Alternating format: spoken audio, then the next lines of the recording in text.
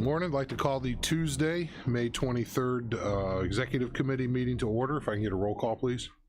Mr. Hess? Ms. Polk? Ms. Weber? Ms. Parker? Mr. Fairfield? Mr. Seroy? Mr. Carrico?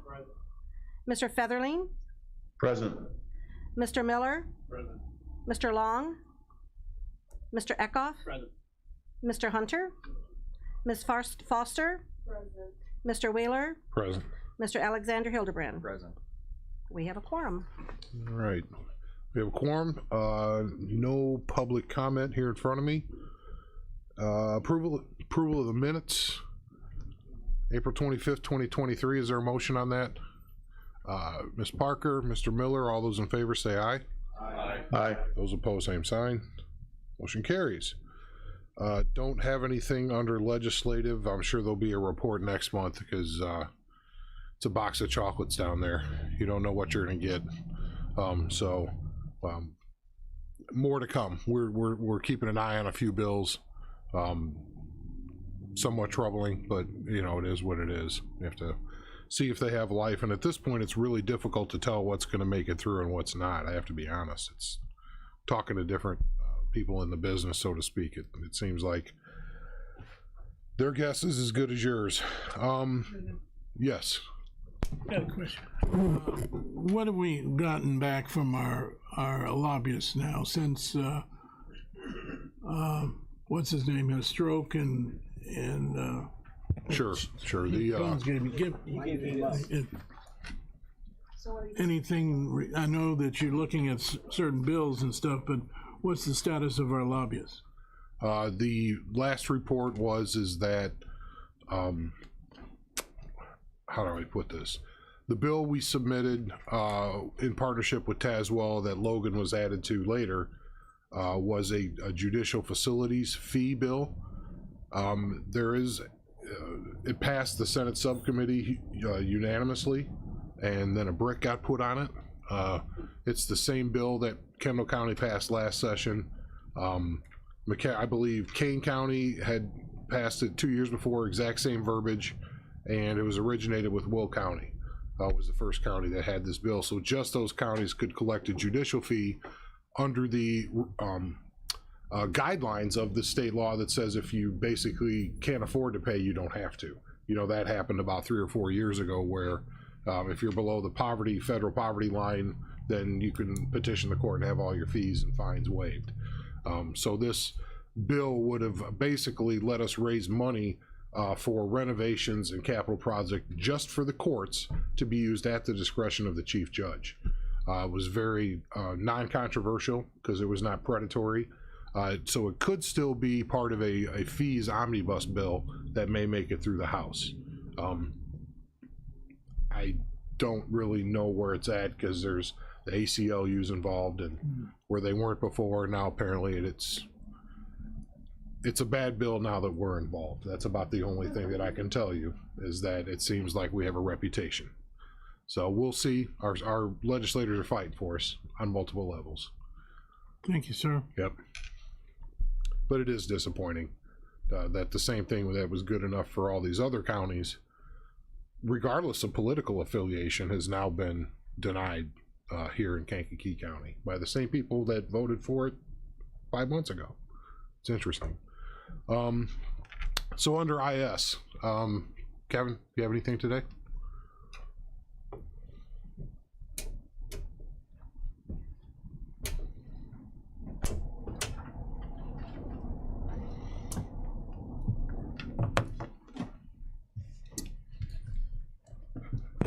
As I told you last month, we're still, I don't want to keep representing the same thing. We're still working on the projects that we were last month, which is basically the courthouse.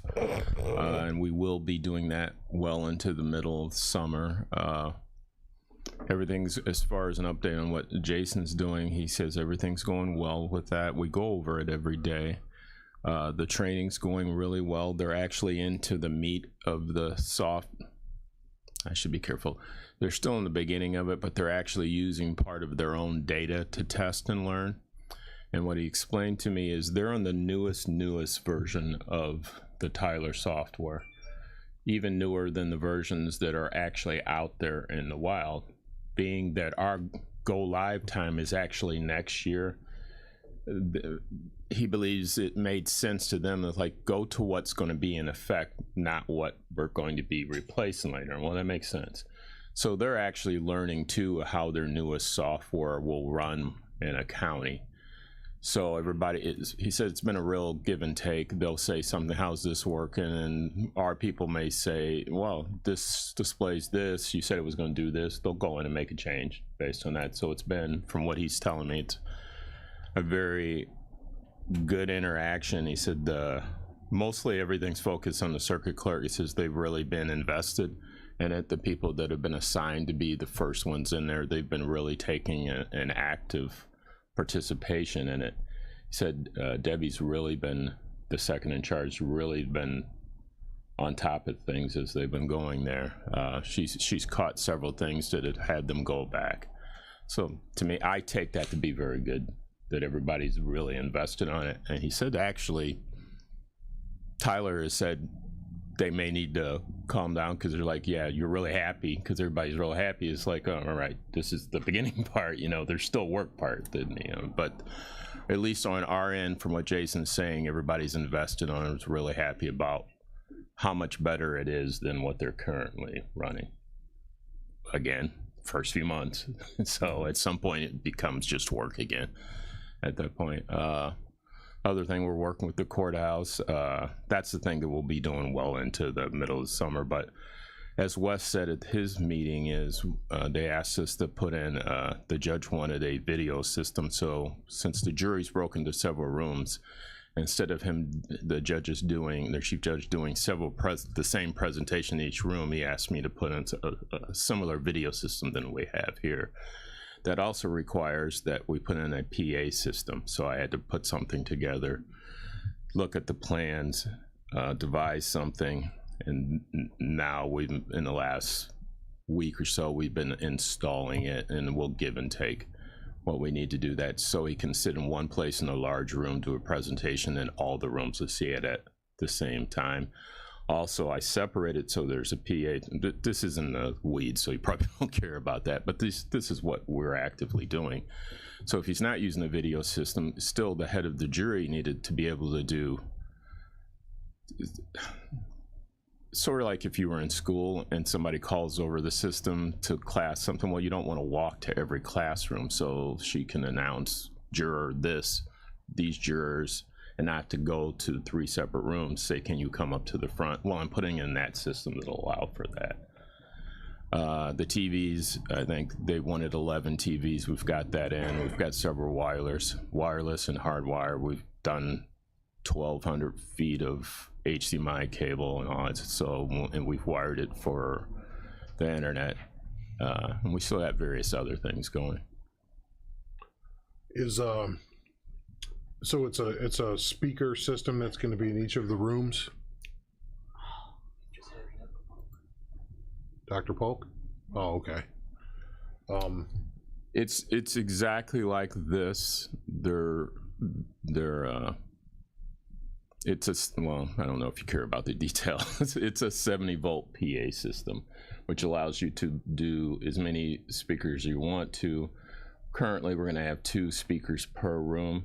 But if at any time they want to expand it, you can just add on with it. You're not limited to that. Whereas if you had the 2 system, you got to place them right, and you've got to keep upgrading your system to go do that. So it's basically a PA system that's common in the industry. So he'll use that from them. So he'll go to a podium, the chief judge, speak into a wireless mic. That his voice will go to all the room. We have a camera, video camera, as he does. It'll project over all the 11 TVs, his presentation, so he can give one presentation. He'll hear it. They'll hear what he's saying, and they'll see him actually say it. We also tied in back into the jurors' room. We have a multimedia section where they could play a pre-recorded. Everything's going to be controlled by a PC. They can have a pre-recorded whatever they want to have. It'll project over all of them. If they ever want to do any kind of streaming of TV, just do it that one place and it projects over all of them. So I've architected out so on a short notice this gets everything that the chief judge had asked for. That's taking time to put in, as you would guess. I mean, we're a computer department, but networking is basically laborers. That's we haul, we lift, and we do that. That's, if you go into the field that we're in, that's what we do. We put stuff up, we build it, and we maintain those systems. Any other questions about? And we're still handling everything as it goes here. I can say what's helped a lot is during the pandemic, when the chairman authorized the ARPA funds, you allowed us to put computers in. Well, updating all those computers over the last few years took down a lot of the service calls that we'd normally been doing. So that helped dramatically. So calls that we would have been previously going to, we don't have to go to as much. Well, you still do, but it's a computer, it's gonna break. Yeah, but not nearly as much. So. I haven't asked this before, but I guess I probably should have. So it's the basement, it's going to be like everybody's watching the same thing? Yes. Let's talk. That's how it's set up. If I ain't gonna sit there and watch Days of Our Lives for 7 hours. I'm serious. So we can't make our people sit through that. We got to give some individuality to the TVs if we possibly can. They can do that. Well, yeah, we'll figure. Well, it's already designed, so that's how it's going to be. By the way, set. no offense if you like Days of Our Lives. I'm just saying. I know. Did you see last week? No, I'm just kidding. But what that's what I'm getting at. Flip things around so people, if somebody wants to watch sports, it's going on that TV over there. You know what I'm saying? And people can go sit around that, watch it over there. Well, we have what's been put in now, so nothing's going to be changed for that. But you guys can modify it however you want to. Any questions regarding the basement or anything else that's going on, Mr. Hunter? Thank you very much, Mr. Chairman. You know, Kevin, when I look at you, I just can't help but to reflect on the technology czar for the city of Kankakee, and namely your dad.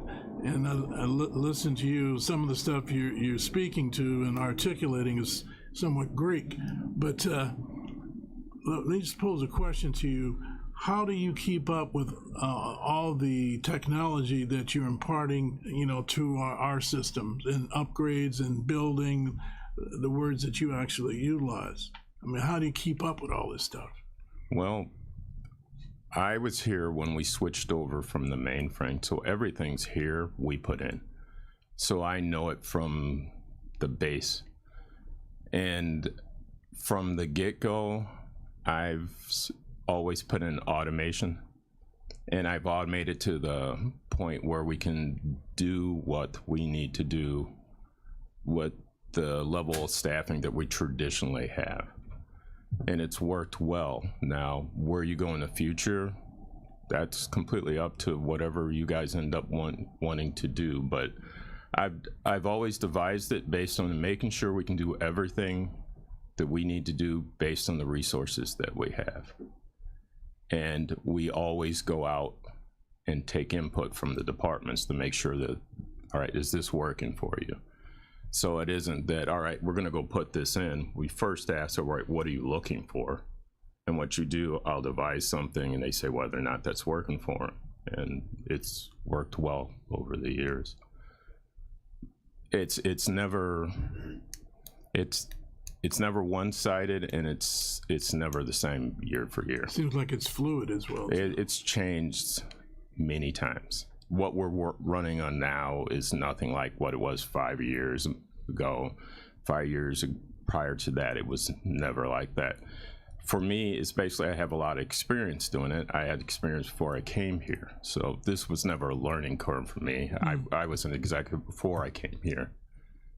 So I was able to do use the skill set I already had. I mean, I was into my late 30s, 40s already by the time I came here. Yeah. And it seems like you're in partnership with the chairman in terms of you guys saying, go, you know. Pretty much everything that we've implemented has been as far as the courthouse, Andy, you can correct me if what you're saying. What Andy speaks with the chief judge and the circuit clerk in the various departments, they come to conclusion and then they tell me what they're looking for, then I build it upon there. I don't just say this is what we're going. So if there's something there, it's because somebody else said they wanted it there and somebody identified the funding. It wasn't the IT department said you should have this. It's never been that. It's been driven from the departments or the chairman or the chief judge. That being said, that's on technology, the front end side, equipment, things like that. On the back end, network security and all of those things is completely him and his knowledge of industry best practices, and those things evolved.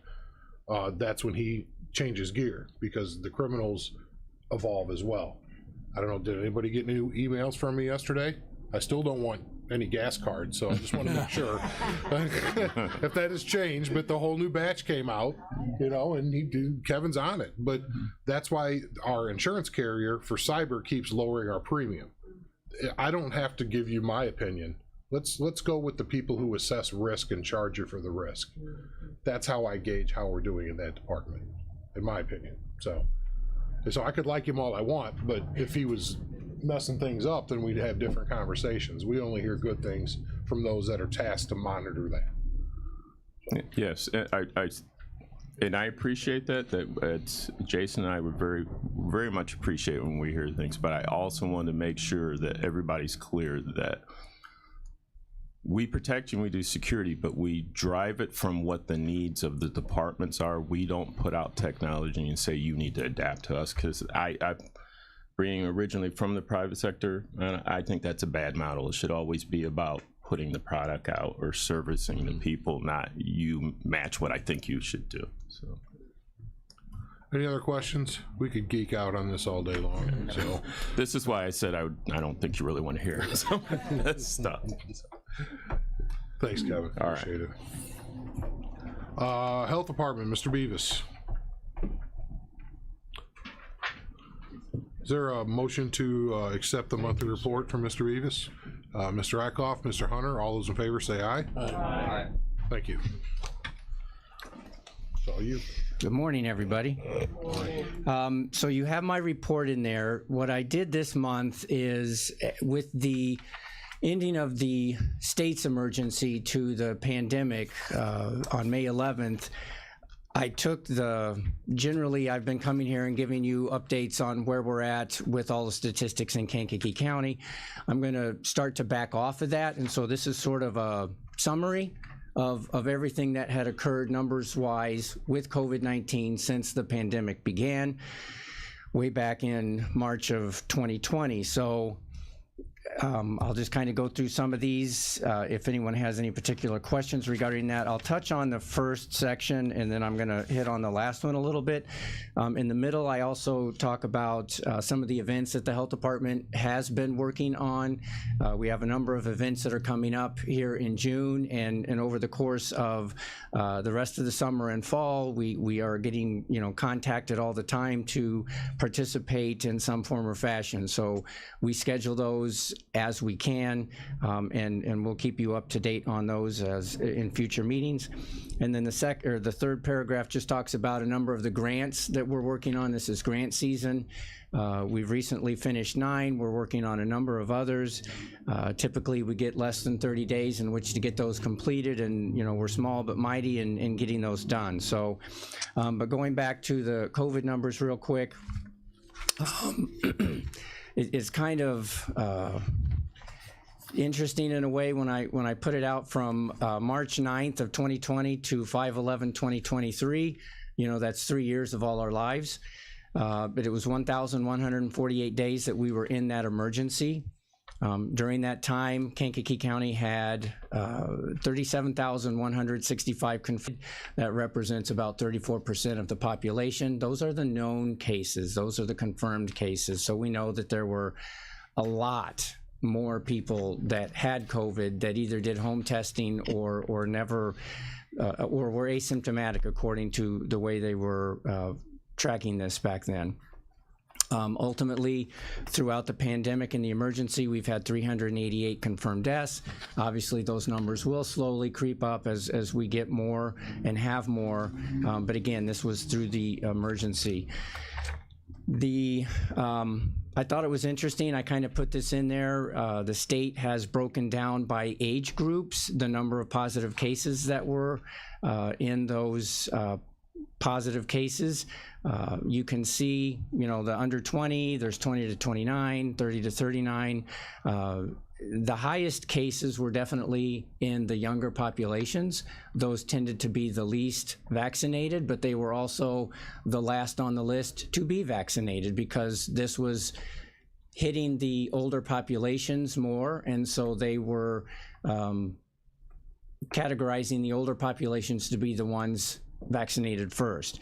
And then you can see, if you notice and look at the numbers, the older populations were actually the least number of positive cases because they tended to be more vaccinated. However, the older populations were the ones that were decimated by the deaths because of early on, that was what the virus was attacking, was the older medically vulnerable individuals. So overall, we ended up, so far we're at approximately 52.2% of the county is fully vaccinated. The Hispanic population is the highest at 54%, Caucasian is 49.2%, and African American is 44%. Those numbers have stayed pretty much the same. They're very slow in creeping up just because now instead of talking hundreds of people getting vaccinated maybe in a week, you're only talking about maybe 1 or 2 a week. So it's going to take a long time for those numbers to go up. And I think people have pretty much made their decisions if they're going to get vaccinated or not. Also, with all the COVID that everyone has had and the immunities that are built up and the things that we have in place now, the medicines and the technology that we did not have at the beginning, that also plays into people's decisions to get vaccinated. And then I broke it down. In 2020, there were 125 deaths. All of those would have been unvaccinated because there was no vaccine available. In 2021, there were 137 deaths. 80% of those were unvaccinated. And then in 2022, 107 deaths, 77% unvaccinated. So our overall unvaccinated death rate is approximately 77%. So those are statistics that are through the Illinois Department of Public Health, CDC, and the Kankakee County Coroner's Office. If anyone wants to look up those sites, they'll see these same numbers. That's where I got this information. So the last thing I just wanted to touch upon is when the emergency ended on May 11th, the governor also, with kind of very short notice, announced that he was going to call that day Public Health and Healthcare Hero Day in Illinois. So I just wrote a little bit there to thank all of the public health, my staff, the hospitals, the National Guard, all the individuals that assisted and helped with either the contact tracing through this event, which we're still doing, but now on a much, much smaller scale, obviously, which is great. But with the contact tracing, the emergency planning, the mass vaccination events that we had early on, and then just the vaccination events that we had, the different locations that we went off-site, it wasn't all at the health departments, but the hospitals, both hospitals were helpful. The NAACP was great in all of this, and assisting getting us some locations to go to. The pharmacies, when the governor and the pharmacies got involved with helping to provide the vaccination so that it wasn't just on the shoulders of the health department, because if it had been, we'd still be out there trying to vaccinate our county for the individuals coming up and lining up if we didn't receive any help. So I applaud everyone, and I have acknowledged that in the past, but just that's kind of my, hopefully moving on, we'll just get reports of what we're doing in regards to promoting, educating, and protecting the health of Kankakee. With that, I'll answer any questions. Mr. Carrico. Thank you, Mr. Chairman. John, thank you so much for letting us know about the great job that everybody in the health department has been doing. And it's true. Now, I have a question. When it comes to the current Board of Health, what can you say regarding to how's the current Board of Health is assisting or facilitating with the service offered by the health department, in your personal opinion, as being the director of the health department? how is the current Board of Health? I feel that the relationship that I have with the current board members is very favorable. They're asking lots of questions at the meetings. So we have some newer members compared to recent ones who had dropped off that had years of experience. However, the newer members are getting involved, asking questions, especially you, Mr. Carrico, as president. You've attended some of our meetings, coming in and learning about our program. So a number of them are involved on some various agencies or other boards that we work with through collaborations, and as a result of that, we're able to share a lot of the ideas, either receiving ideas of something that we can do moving forward or promoting an activity that we're doing going forward. Okay, thank you. Any other questions? Mr. Hunter? Yeah, just a comment, John, and I like the notice, escrito en español, este papel aquí. This is really good and super, because our county is becoming more and more diverse. And I do appreciate the report that you gave, as well as the written report.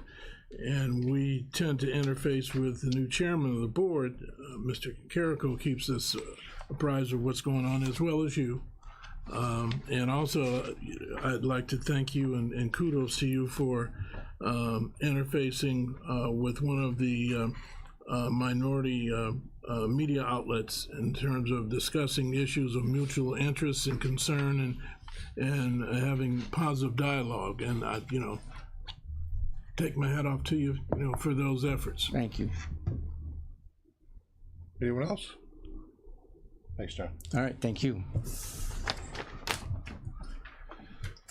All righty, nothing from schools today. Frank is here. VAC, Karen, can I have a motion to accept the monthly report and put it on file for VAC? Mr. Hunter, second. Ms. Weber? Oh. All those in favor say aye. Aye. Those opposed, same sign. Motion carries. You got the floor, Karen. Hey, good morning, everybody. I just had a couple things that I wanted to point out. We have been extremely grateful to be over next to our VA clinic in Bourbonnais, and our numbers show how much busier we have been. On the second page of the report, it shows our contacts have increased from, in December when we first moved in, our average was in the 200s, which is pretty much what last year was, that 200 to 300, and in March we jumped up to that 500. And I think we're seeing that is going to be a continual trend of the upward move. Our yearly totals at the bottom line there show that we're at 1,576. Last year our total was 3,300 and something, so we're gonna, and that's 4 months into the year, so we're gonna see that number really jump, I think, tremendously, just by being right where the veterans are. That move has really tremendously done us, it has done the veterans in the community a great favor. The second thing is I want to make sure that you all as community leaders know that Memorial Day, of course, is Monday, and the Veterans Council for Kankakee is hosting their annual Memorial Day service on the courthouse lawn. The first service actually will be at Memorial Gardens at 9 o'clock. But the main one then will be on the courthouse lawn at 10:30. Rain or shine, we will host something. But it sounds like Monday's going to be a great day, so I hope to see some of you out there. The Honorable Judge Marlo Jones will be our keynote speaker for the day. He is a U.S. Air Force veteran, so he will be our keynote speaker. So please come join us that day. And then June 10th, it is a Saturday. Heroes, Hogs, and Hot Rods is a huge festival in Manteno. The VAC is a huge part of it. We are hosting the Mental Health and Veteran Resource Fair. So it's not just for veterans, it's not just about the veteran world, but it's also about the mental health resources in the community. And the one big thing that I want to tell you all about that we're very excited about, the Air Force is bringing a huge trailer with a F-16 fighter plane simulator that you can go sit in a seat and act like you're flying Top Gun. So if you want to come feel your Top Gun that day, come out and share that experience. It's in Manteno on 2nd and Main, and it's pretty much all day. We say noon to whenever. We do have a beer tent and music playing from noon on. The opening ceremony will start at noon. The director of the Illinois Department of Veterans Affairs will be our keynote speaker. We will be doing a Vietnam veteran pinning ceremony. The Marine Corps League will post colors. We have somebody singing the national anthem, and all that takes place around noon. So come out that day too and celebrate that with us. But that's really why I wanted to be here today. Mike Pekin, our superintendent's in the back of the room too, if he has anything to add. Do you have anything, Mike? I'll take that as a no. So thank you, guys. Any questions for Karen? Mr. Eckhoff. Thank you, Mr. Chairman. Karen, I'm very happy to hear about the numbers with the veterans coming to your office at a record rate. In our packets, I see your budget. I just wanted to go ahead and ask, are we expecting to go ahead and be in a negative for VAC this year? I don't believe so. The taxes will start coming in at the end of June, so I think we'll be okay. Okay, and then you're just going to go ahead and... I don't know that. We're still working on the budget numbers and things, but I can't project that far in advance at this point, so... Okay. Thank you. Yep. Any other questions? Thank you. Let's Thanks, see. everybody. Moving on, County Administrator monthly update from Anita Speckman.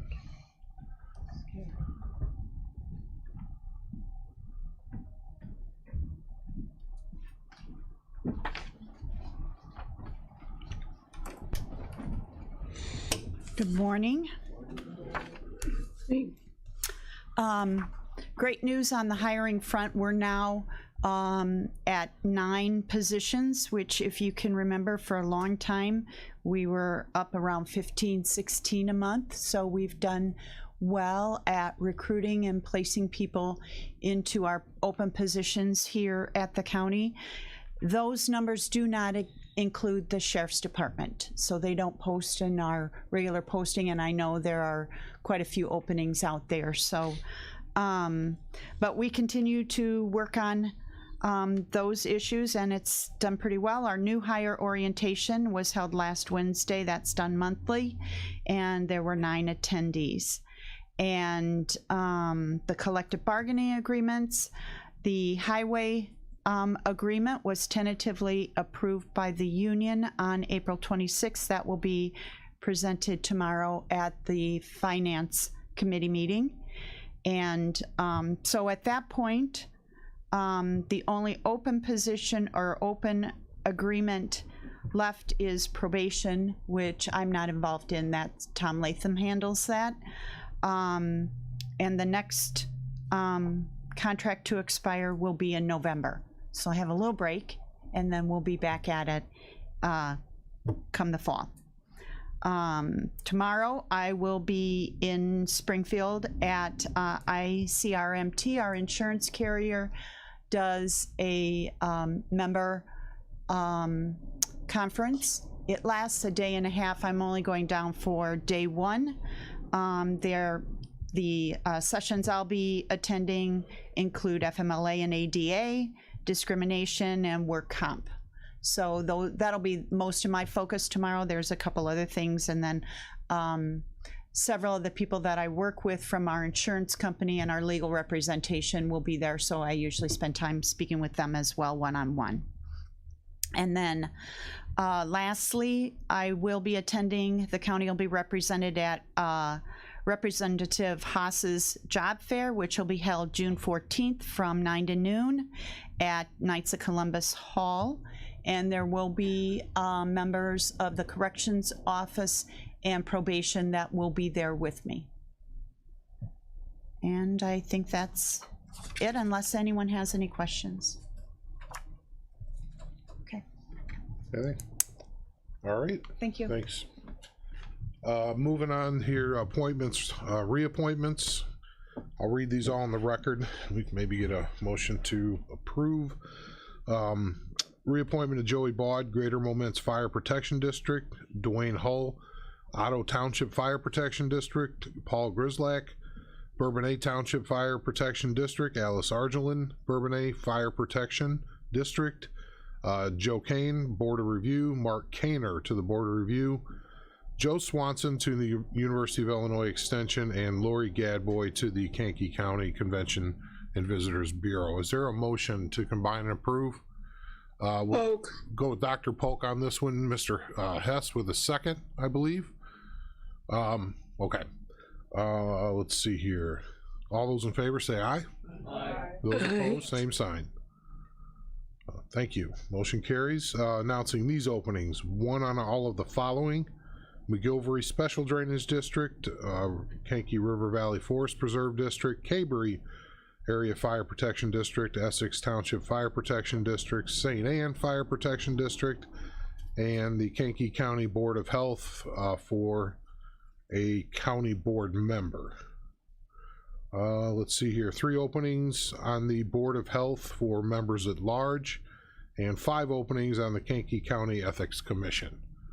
They all cannot, a majority can, we have to split the parties up. So if you have somebody who wants to be on the Ethics Commission, it's one of those bodies that really rarely, if ever, meets, and if it's case and issue driven. So if there's an ethics complaint filed, these people would hear the case. Jim Rowe is the ethics advisor and would run the meeting as far as a process. So we have ethics ordinances. It can be, you know, 3 Republicans and a Democrat and a independent, or somebody who doesn't, you know, file in primaries. It can be a Libertarian, Democrat, 2 Democrats. You see where I'm going with that? It just can't be all from the same political party. Yes, Mr. Eckhoff. Thank you, Mr. Chairman. So how many? So there's 5 members total. So there's nobody on that board currently. Everybody's expired. Okay. Yeah, and again, it should never meet because the ethics laws that exist outside of the state of Illinois and all of that stuff are just campaign stuff within the county government. Can't use your office to campaign, blah blah blah, you know, that kind of stuff. Anything else falls into a legal thing that the state's attorney would take over. Does that make sense? Mm-hmm. So it's somewhat limited. So we met once since I've been here. It was right after we reformed it because it hadn't met in 20 years before that. So it's nice to have, but it's even better if you never have to use it. Mm-hmm. How about that? So so again, if there's anybody who wants to just be on it, if something comes up, just let me know, and we'll get them in the pipeline, paperwork and everything. Any new business? Old business? Mr. Hess? Is there a second to Mr. Hess's extremely prudent motion? Mr. Fairfield, all those in favor say aye. Aye. Those opposed, same sign.